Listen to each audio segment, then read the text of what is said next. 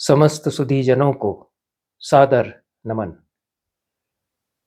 संस्कृत की महिला कवियों में विज्जिका, शीला भट्टारिका और गंगा देवी ये तीन कवि अपनी सरस वैदर्भी रीति के कारण स्मरणीय हैं और इनकी कविता पढ़ते हुए कालिदास की वैदर्भी रीति का सहज स्मरण हो आता है। इनमें से विज्जिका और शीला भट्टारिका की तो अपनी शैली है, वे प्रेम की कविता खूब करती हैं और परकीय नायिका की रति का वर्णन करती हैं।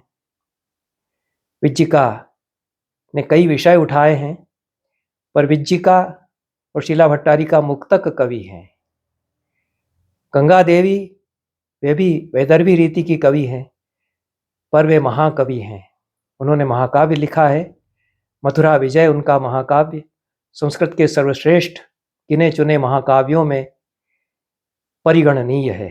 उस पर मैं पृथक से विस्तृत चर्चा कर चुका हूं। कालिदास का संपूर्ण कवि परंपरा पर गहरा प्रभाव परिलक्षित होता है। कालिदास के बाद जितने कवि हुए संस्कृत में, कदाचित ही कोई हो जो कालिदास की छायाओं से बच गया हो, कालिदास को पूरी तरह अनदेखा करके अपने काव्य पथ का पथिक बना हो। ऐसा तो लगता है कि संभव ही नहीं हुआ होगा, तभी तो कालिदास कविकुल गुरु हैं। कालिदास का संस्कृत कवियों पर प्रभाव, इस पर पुस्तक भी लिखी गई है, इस पर अलग अलग शोध पत्र भी प्रकाशित और प्रस्तुत किए जाते रहे हैं, पर महिला कवियों पर उसमें अधिक ध्यान नहीं दिया जाता है। महिला कवियों की तो उपेक्षा ही होती है।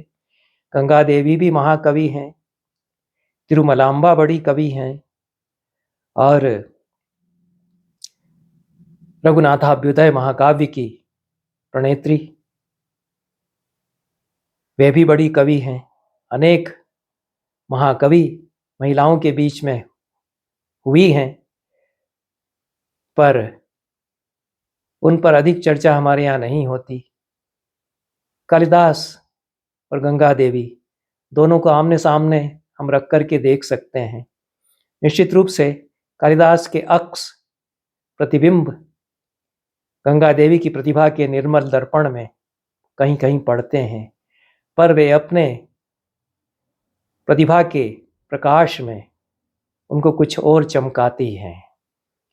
कालिदास से प्रेरित और अनुप्राणित है गंगा देवी की कविता मथुरा विजय महाकाव्य में।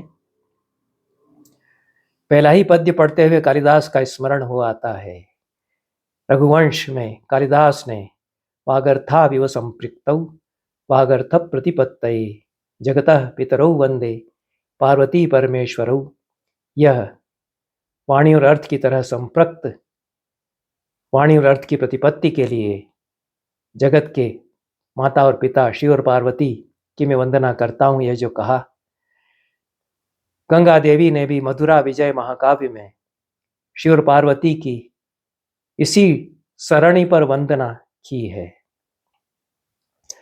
पर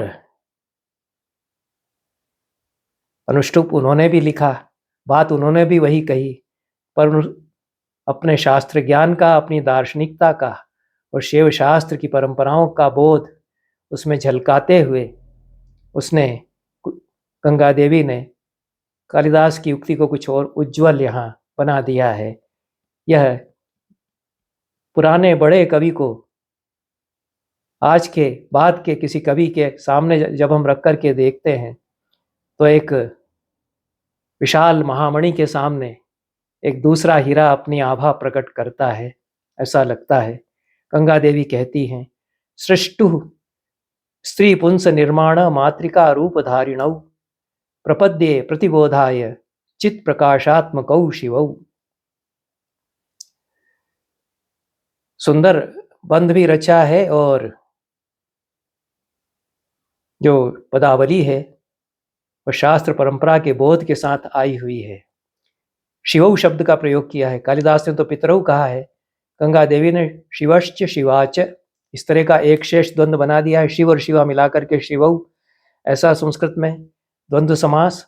और चित्त और प्रकाश, चित्त प्रकाशात्मक उनको कहा है। यह प्रकाश और विमर्श ये जो शिव दर्शन का सिद्धांत है, शिव और शक्ति के लिए सामरस्य को बताने के लिए उनके, उसको चित्त प्रकाशात्मक गंगा देवी ने कहा है।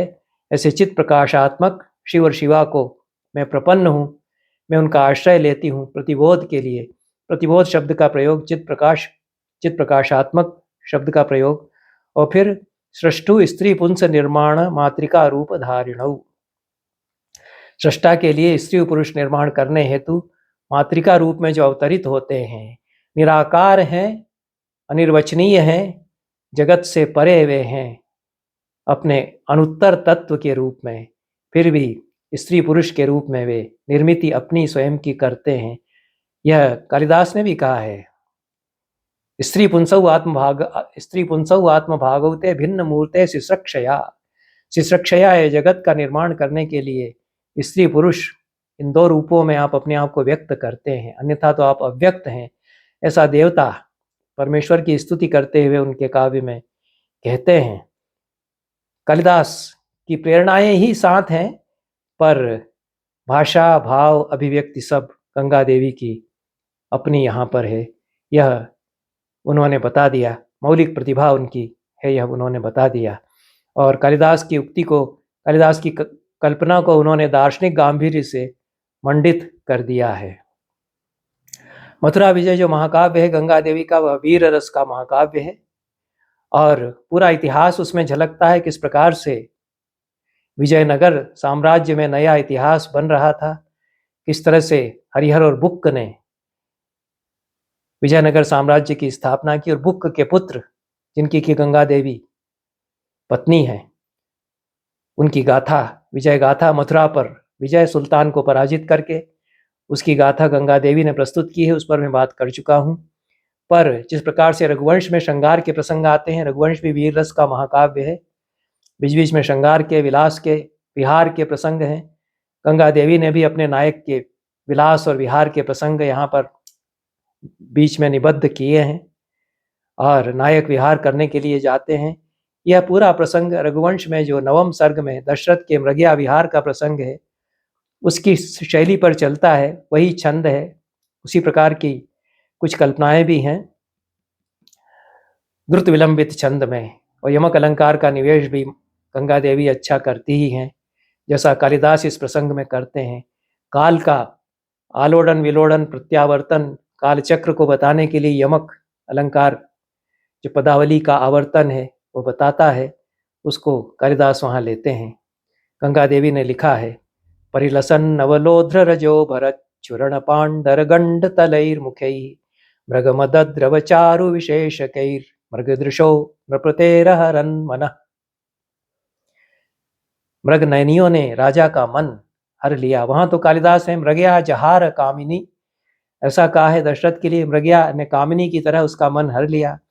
यहाँ पर तो सुंदरियां घेरे हुए हैं राजा को, उन्होंने उसका मन हर लिया। लेकिन यह जो मृग, मृग शब्द से यमक बांधा है, और मृगमद द्रव चारु विशेष कई, मृगमद के द्रव से सुंदर विशेषक तिलक लगाए हुए, कस्तूरी मृगमद, मृगमद कस्तूरी को कहते हैं, उसके द्रव से सुंदर तिलक बनाए हुए। कालिदास ने भी ये सब वर्णन किए हैं। और मृग नयनियों ने, मृगमद से अंकित तिलक वाली मृग नयनियों ने हर लिए राजा के मन, राजा का मन हर लिया। और शेष जो अलंकार विधान है, जो अलंकरण है महिलाओं के, कालिदास को प्रिय अलंकरण है वे लोध्र रजो भरत चूर्ण पांडर गंड तलैर मुखै। पांडुता लोध्र रजसा पांडुता मानने श्री आकांता तिलक क्रियाच तिलकई, यह कालिदास ने भी कहा है। तो तिलक का वर्णन उसी तरह से लोध्र का जो पराग है उसको लगा करके पांडुर वर्ण कुछ अधिक सफेद चमकता हुआ मुख किया जाता था, यह कालिदास ने कहा है। गंगा देवी ने भी यह जो फूलों से श्रृंगार है उसका वर्णन किया है। परिलसन नवलोध्र रजो भरत चूर्ण पांडुर गंड तलैर मुखे ही, कपोलों पर लोध्र फूल की जो पराग के कण उनको सजा लिया है, उससे कपोल जो है चमक उठे हैं उस की आभा से। और मृगमद या कस्तूरी के द्रव का तिलक जिन्होंने लगा लिया, ऐसी मृग नयनाएं राजा का मन हर रही थी।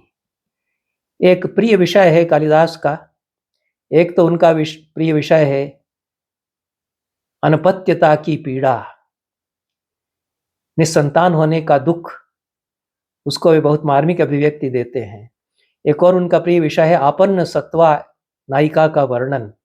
ये कालिदास की ही पहचान है, इनमें सिग्नेचर कालिदास का जैसे मिलता है, अन्य कवियों से ये वैसे नहीं कदाचित सधे, और उन्होंने ध्यान भी नहीं दिया है। कालिदास की दृष्टि जाती है, अनपत्यता का जो दुख है पुरुष का, उसको बहुत मार्मिक अभिव्यक्ति देते हैं। और संतान जिसके उदर में पल रही है ऐसी स्त्री, उसके प्रति बड़ा आकर्षण, जो माँ बनने वाली है, मातृत्व का भाव, क्योंकि वत्सल रस भी कालिदास का अपना एक रस है, वात्सल्य के भाव के भी वे कवि हैं। यह मैंने उन पर चर्चा करते हुए कहा ही है। तो यह कालिदास ने आपन्न सत्वा शब्द भी लगता है कि कालिदास ने ही संस्कृत भाषा को दिया है, उसके पहले कहीं आया हो सकता है आया हो, पर ये कालिदास से ही, हमने तो कालिदास से ही सीखा कि आपन्न सत्वा क्या होती है। सत्व तो जीव को कहते हैं, आपन्न हो गया है जीव, प्राप्त हो गया, आ गया है भीतर जिसके कोई जीव दूसरा, ऐसी आपन्न सत्वा महिला। सत्व शब्द का प्रयोग भी बड़ा मार्मिक वहां पर है। सत्व तो सार बल स्थिरांश के लिए आता है, आत्मा के लिए भी आता है, प्राणभूत एसेंस उसके लिए भी आता है। तो ये जीवन का सारा रस एक नए रूप में उसके भीतर आ गया है। इसलिए आपन्न सत्वा इस शब्द की परिकल्पना कदाचित कालिदास ने ही की। और ये आपन्न सत्वा, ससत्वा भी उसको कहते हैं। सीधी भाषा में कहें तो गर्भवती स्त्री, पर गर्भवती स्त्री हमारी भाषाओं में चलता है, कालिदास की भाषा में तो उन्होंने तो गर्भवती शब्द कहा ही नहीं है, आपन्न सत्वा या ससत्वा कहेंगे। यह हमारी भाषा में एक दर्शन आता है, जो माँ बनने वाली है उसकी कैसी गरिमा महिमा उसकी है। रघुवंश में सुदक्षिणा रानी दिलीप की जो पट्ट महिषी है, रघु उसके उदर में आ गया है। कालिदास कहते हैं शरीर सादाद समग्र भूषणा, मुखेन सा लक्ष्यत लोध्र पांडुना, तनु प्रकाशेन विचेय तारका, प्रभात कल्पा शशिनेव शर्वरी। शरीर में साध है, थकान आ जाती है, भार अब नहीं ज्यादा उठा पाता है शरीर। ये भी बड़ा साभिप्राय शब्द है, भार इतना बड़ा आ गया है शरीर के भीतर। जिसको चक्रवर्ती सम्राट होना है आगे जाके, जिसके नाम पर पूरा वंश चलेगा रघुवंश, वह शिशु उदर में है। तो शरीर में तो साध होगा, थकान आएगी, और गहनों का बोझ भी ज्यादा नहीं ढोया अब जा रहा है, भारी भरकम गहने भी उतार दिए, थकान जल्दी आने लगी। इसलिए शरीर में साध के कारण असमग्र भूषण वाली लोध्र पांडुर मुख से वह दिखाई पड़ती थी रानी सुदक्षिणा, जैसे कि तनु प्रकाशेन विचेय तारका, प्रभात कल्पा शशिनेव शर्वरी। शर्वरी या रात हो जो कि भोर में ढल रही है, प्रभात हो रहा है, रात जो है भोर बन रही है। वो चंद्रमा का उसका मुख भी फीका अब हो गया है, और कुछ जो छोटे मोटे दो चार तारे बचे हैं, वो गिनती के दो चार तारे अब हैं उसके आसपास। थोड़े से गहने, दो चार गहने छोटे छोटे पहने हुए, शशि के समान पांडुर मुख वाली ऐसी प्रभात कल्पा रजनी या शर्वरी की तरह वह रानी। ऐसी उपमा कालिदास ने सुदक्षिणा रानी के लिए जो दी है। और गंगा देवी ने अपने नायक की जो रानी है, अपने नायक की जो माता है देवाई, जो महाराज बुक की पटरानी है, उनकी ससत्वा दशा का वर्णन इसी तरह से किया है। शब्दावली भी कुछ कालिदास से ली है, लेकिन जैसा गंगा देवी करती है, वो बड़ी प्रतिभा की कवि है। वो कालिदास उपमा के यदि कवि हैं तो बता देती हैं कि हम भी उपमा कुछ अलग तरह की अनूठी दे सकते हैं। गंगा देवी ने कहा मुखेन तन्वी शर पांडुरेण, विमुक्त रत्नाभरणा विरेजे, विलून राजीव वना दिनांते, छाया शशांकस्य शरन्नदीव। शर पांडुर, यह उपमा दे दी है गंगा देवी ने। सरकंडे का रंग पीला होता है, उसकी तरह से पांडुर जिसका मुख है इस समय, ऐसी तन्वी शब्द भी उन्होंने यहाँ जोड़ा। कृशकाय छरहरा बदन उसका है, ऐसी वह रानी देवाई विमुक्त रत्नाभरणा। वहाँ भी शरीर सादा समग्र भूषणा है, शरीर भार नहीं ढो पाता इसलिए असमग्र भूषण वाली है, पूरे गहनों से लदी नहीं है, अब थोड़े से 2-4 गहने ही पहने हुए है, ऐसी वह सुदक्षिणा। और यहाँ पर विमुक्त रत्नाभरणा, रत्नों के वजनी कीमती जो हीरे जिनमें जड़े हुए हैं, ऐसे अलंकार उतार करके वह विरेजे फिर भी चमक रही थी। किस प्रकार से कि विलून राजीव वना दिनांते। वहां पर तो प्रभात कल्पा शर्वरी है, भोर होने पर जो रात जैसी दिखती है, और यहाँ पर तो दिनांत या दिन के ढलने पर जैसी सांझ होती हो, जिसमें कि कमल मुरझा गए हैं। इसका भी मुख थोड़ा मुरझाया हुआ है थकान के कारण। उत्तरार्ध में चौथे चरण में उपमा बहुत अलग तरह की दी है। विलून राजीव वना दिनांते छाया शशांकस्य शरण नदीव। दिनांत या सांझ के समय विलून राजीव वना, जिसमें कमल मुरझा गए हैं ऐसी वनस्थली, और शशांक की छाया जिसमें है ऐसी शरद की नदी। यह अनोखी उपमा दी है। शरद में निर्मल होती है नदी, उसमें चंद्रमा जो कि सांझ के समय उगा ही है, पीली आभा उस चंद्रमा की भी है, उसकी छाया पड़ रही है। ये बड़े कवि किस प्रकार से सौंदर्य की आभाएं रचते हैं, उनका एक सौंदर्य शास्त्र बनाते हैं अपनी कविता में। ये गंगा देवी में भी हम देखते हैं, कालिदास में भी हम देखते हैं। इसलिए यह नहीं कहना चाहिए कि कालिदास का अनुकरण कर लिया है, कालिदास की नकल कर ली है। आनंदवर्धन कहते हैं कि दो बड़े कवियों में जब, मेधावियों में जब संवाद होता है, तो यह नहीं कहना चाहिए कि पूर्ववर्ती से उत्तरवर्ती ने कुछ ले लिया है। यह तो संवाद दृश्यन्ते ही संवादिन्यः मेधाविनाम बुद्धयः। कल्पनाएं एक जैसी उदित होती है मेधावियों की बुद्धि में, और वे नई कल्पनाएं फिर से करके चमका देते हैं पूर्ववर्ती कवि की कल्पनाओं को। तो यह दिनावसान के समय मुरझावे कमलों वाली शशांक की छाया जिस पर पड़ रही ऐसी शरद की नदी, यह उपमा दे दी गंगा देवी ने।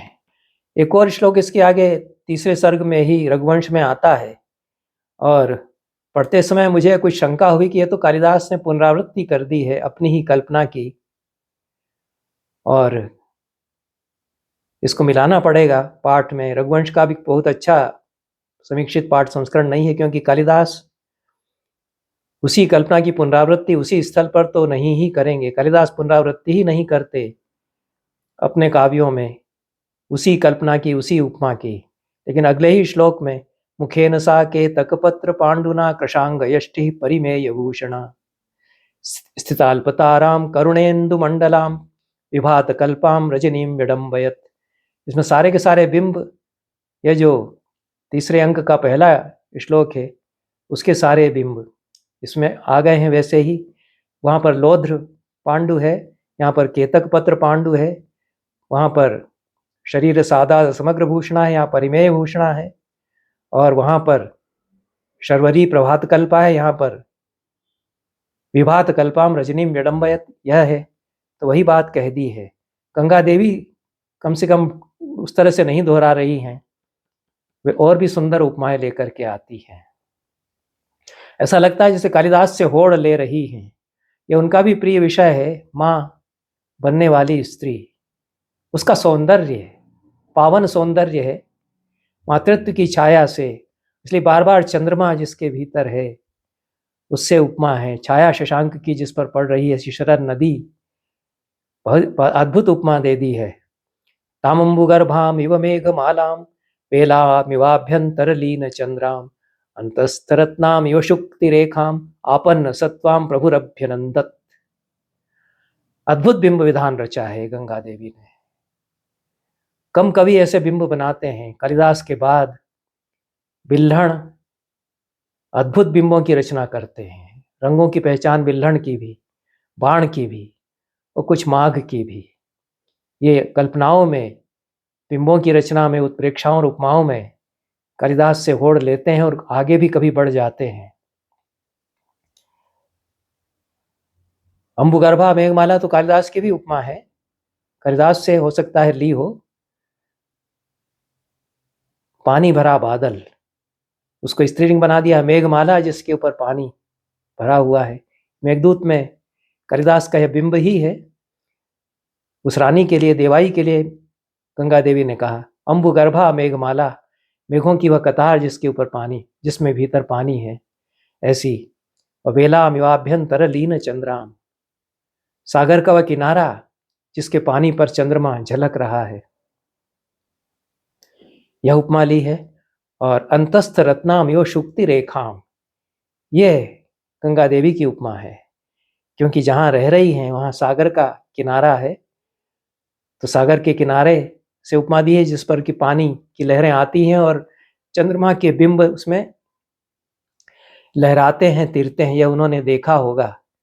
और सीपें चली आती हैं, सीप थोड़ी सी खुली हुई, उसमें एक बारीक सी रेखा दिखती है। अब ये परिवेक्षण है कवि का कि अंतस्थ रत्नाम यो शुक्ति रेखाम, उस वो जो शुक्ति रेखा है, बारीक मुस्कान जैसी, जो सीपी के दोनों जोड़ पर, दोनों सीपियों के पुटों के जोड़ पर दिखती है, उसमें भीतर मोती की आप झलक रही है, उससे उपमा दे दी है। किसी किसी सीपी में मोती होता है, ऐसी कोई सीपी दिख गई है कवि को जिसके भीतर मोती की आप झलक रही है, और जो फांक है बारीक सी, उसमें से आप आ रही है बाहर, उससे उपमा दी है। आपन्न सत्वा शब्द का प्रयोग भी गंगा देवी ने यहाँ कर दिया है। महाराज ने उसका अभिनंदन किया, देख करके गदगद हुए। कालिदास ने भी ये बात कही है कि दिलीप ने सुदक्षिणा रानी को देखा तो गदगद वे हो गए। भाव कालिदास के हैं, लेकिन ये जो अद्भुत उपमा दे दी है, ये साहित्य में ऐसी उपमाएं कभी कभी ही आती हैं। ये जो अंतस्थ रत्नाम एवं शुक्ति रेखाम आपन्न सत्वाम, आपन्न सत्वा महिला को अंतस्थ रत्ना शुक्ति रेखा से उपमित कर दिया है। बेजोड़ उपमा है ये गंगा देवी की। और कालिदास